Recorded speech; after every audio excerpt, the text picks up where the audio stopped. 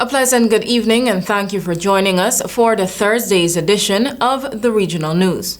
We tell you that Trinidad and Tobago has a crime detection rate of 20%, and of that 20% who are charged, 70% are acquitted. In a properly functioning society, the acquittal rate should be around 10%. So said a Caribbean Court of Justice member, Justice Jacob Witt, as he called for a firm and robust overhaul of a merciless look at the criminal justice system.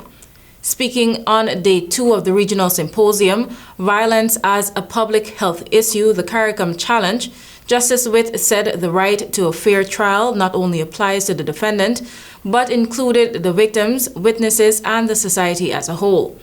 According to Witt, in Trinidad and Tobago, people are on remand awaiting trial for more than 10 years, which, and I quote, cannot be justice at all, unquote.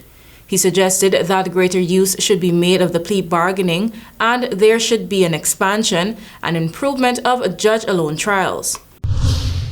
Now for news from Cuba.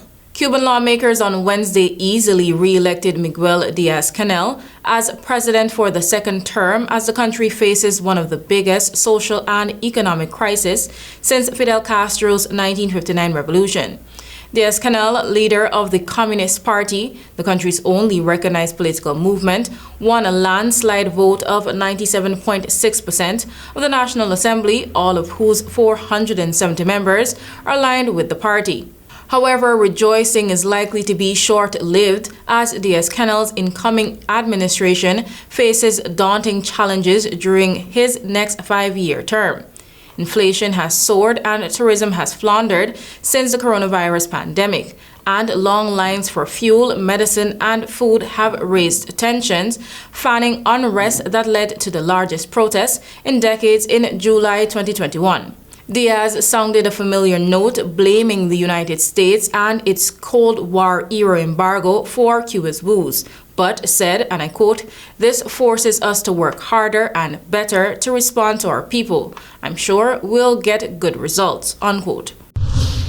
Finally, we tell you that dozens of people were killed in a crowd surge in Yemen's capital on Wednesday as needy residents in the war-torn nation flocked to receive charity handouts from local merchants during the holy month of Ramadan, officials have confirmed. Video of the tragedy in Sana'a showed a chaotic scene with dozens of people packed tightly together, unable to move and shouting for help. Those trapped formed a tangled wall of bodies, with some desperately stretching out their arms for help. A couple of men who were freed could be seen attempting to pull others out of the deadly crush. At least 78 people were killed and dozens injured, according to the director of the Houthi-run health office in Sana'a. I'm RENATA, and thank you for watching.